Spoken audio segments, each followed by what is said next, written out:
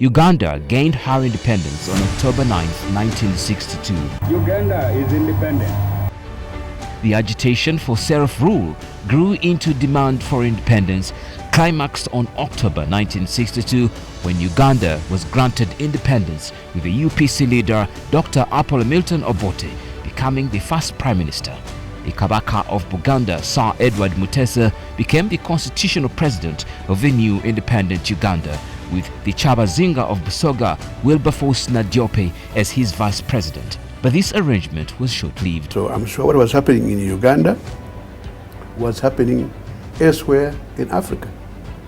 It was the effect of the post-colonial situation where Africans had woken up because of the experience that the Africans who served in the British Army got new ideas and knew that people had to struggle for independence. Since 1894, she was a British protectorate that was put together for organized kingdoms and chieftaincies that inhabited the lake regions of Central Africa. UPC came into power through an alliance with the Kabaka Yeka, which had a stated aim of protecting the institution and power of the Kingdom of Buganda. The UPC had earlier on, before independence, lost the first ever general election to the Democratic Party. The first Ugandan Speaker of Parliament after independence was Honorable Narendra Patel, a Ugandan of Asian descent from Mbale from 1963 to 1971. Among the controversial issues, this parliament tackled the referendum of the lost counties of Bunyoro, namely Buyaga and Bugangizi. The bill calling for the referendum was presented by Obote in Parliament in 1964. Not surprisingly, the people of Buyaga and Bugangizi opted to secede to revert to Bunyoro. The referendum served to heighten the growing tensions between Obote and the constitutional head of the country, Sir Edward Mutesa, and between Buganda and the rest of the country. It culminated into the suspension of the 1962 constitution by Obote, who accused the president of failure of duty.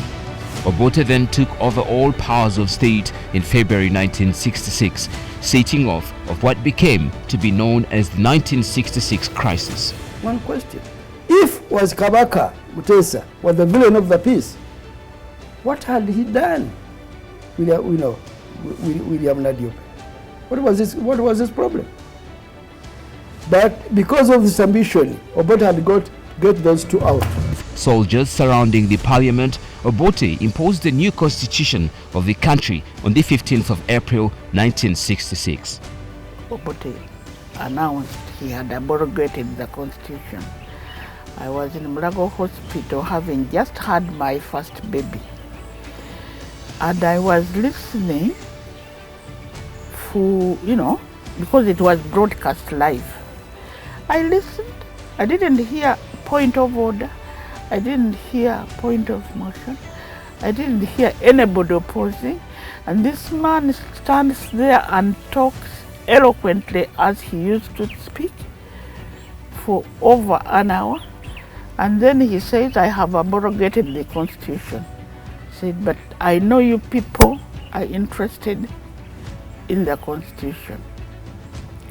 So when you go out, you'll find a constitution in your pigeonhole. The pigeonhole constitution was rejected by the Kabaka of Buganda and his kingdom, insisting on the 1962 version because it assured Buganda of her privileged position within Uganda. The Luchiko, Buganda's regional parliament, reacted by passing a resolution ordering the central government and Obote off Buganda soil. Obote's reaction was to order the army and Colonel Idi Amin to attack the Kabaka Palace in Lubiri, leading to his exile and death in Britain in 1969.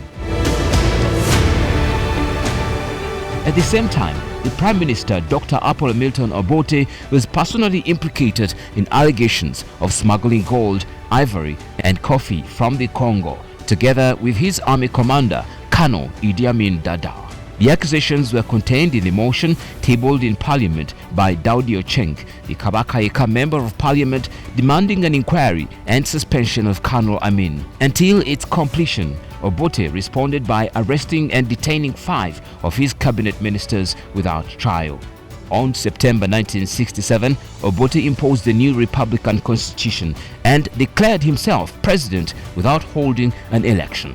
The new constitution gave the president even greater powers and abolished traditional kingdoms. This and other events of 1962 unleashed a repressive regime, leading to an army coup in 1971, where Idi Amin was declared president. The whole world are looking at General Amin and Uganda as a whole. What will be the future of Uganda? The people are looking at this. The coup was initially met with great jubilation on the streets of Kampala.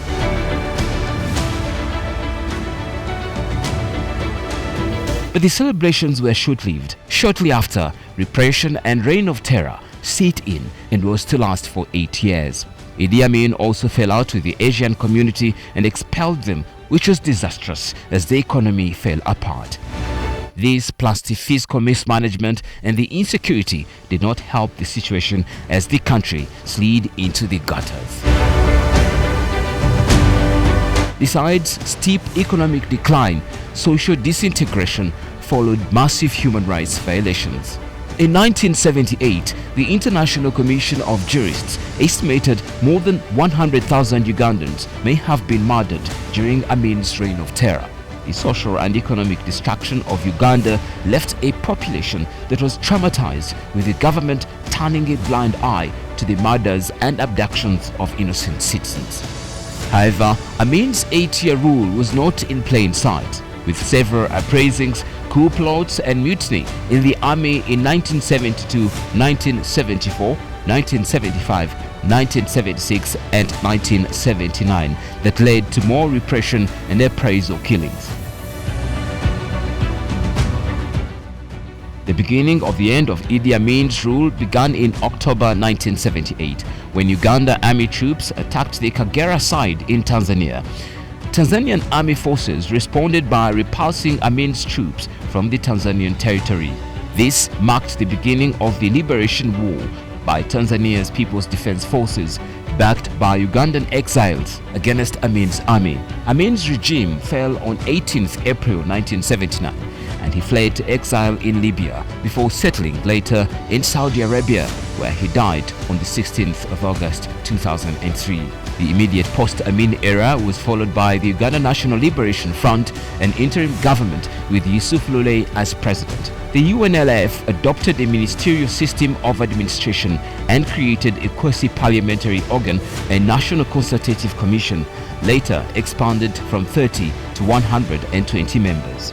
However, the UNLF was a loose collection of groups that were suspicious of one another. It's no wonder that its first leader, Yusuf Lule, was overthrown in June 1979 following a dispute to the extent that he was replaced by Godfrey Binaisa in May 1980. Thereafter, Uganda was ruled by a military commission headed by Paul Mwanga. The military commission organized the December 1980 general elections, which were characterized with irregularities and rigging. Yoweri Museveni and the UPM participated in the elections under his Uganda Patriotic Movement Party. I have justice for forming a new party is that we want to solve the missing link. Where is the missing link? What's wrong with Uganda? There's that question. What's wrong with you Ugandans?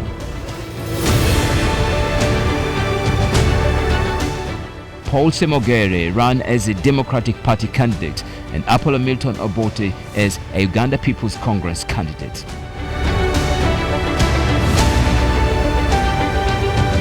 Still, UPC was declared winner of the elections. Obote became president of Uganda for the second time. However, his victory was disputed mainly by Yoweri Museveni, the leader of the UPM.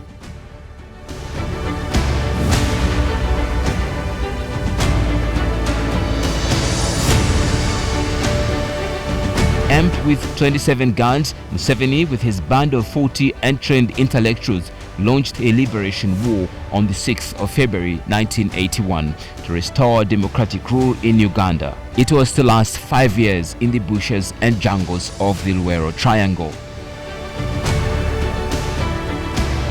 Museveni and his group organized themselves under the National Resistance Army. There was no gambling in the whole situation. We studied the balance of forces. We studied the dynamics of the situation. We knew that although we had 27 armed people, but we represented millions of potential soldiers. These thousands here, they were all civilians, all peasants. Many of them were peasants.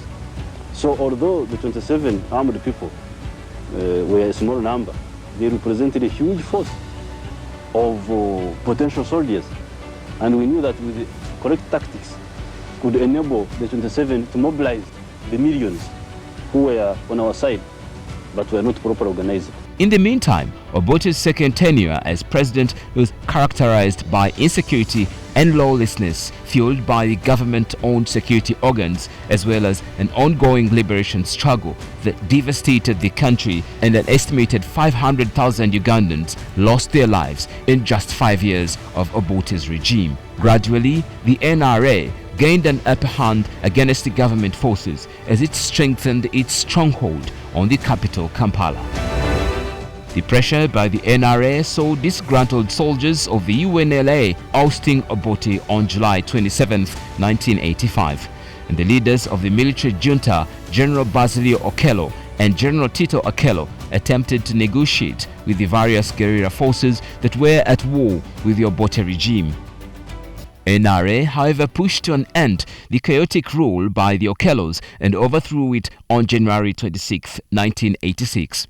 Nobody should think that what is happening today, what has been happening in the last few days, is a mere change of guards. This is not a mere change of guards. I think this is a fundamental change in the politics of our country.